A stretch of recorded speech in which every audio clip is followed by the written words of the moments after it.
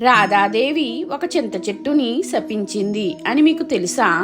ఆ చెట్టు 5500 సంవత్సరాల నాటిది. కానీ ఇప్పటికీ బ్రతికే ఉంది. ఆశ్చర్యం ఏమిటంటే ఈ చెట్టుకి ఒక చింతపండు కూడా కాయదు. ఎందుకంటే ద్వాపర యుగంలో ఈ చెట్టుకి లక్షల చింతపండ్లు కాసేవి.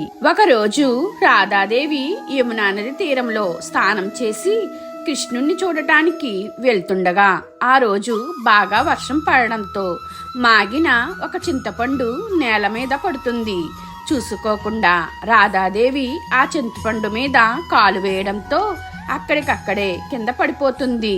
అలా కింద పడినప్పుడు ఆమె వస్త్రాలు పాడవుతాయి. ఇప్పుడు కృష్ణుడి దగ్గరికి నేను ఎలా వెళ్ళాలి అని దుఃఖిస్తూ కోపంతో ఆ చెట్టును చూసి శపిస్తుంది. నీకు చావు అనేది ఉండదు. ఇకపై నీ చెట్టుకు ఒక్క చింతపండు కూడా కాయదు అని. ఈ చెట్టు బృందావనంలో ఉన్న ఇమిలిదల మందిరంలో ఉంది. ఇలాంటి భక్తి కథలు కావాలంటే రాధాకృష్ణ అని కామెంట్ చేయండి.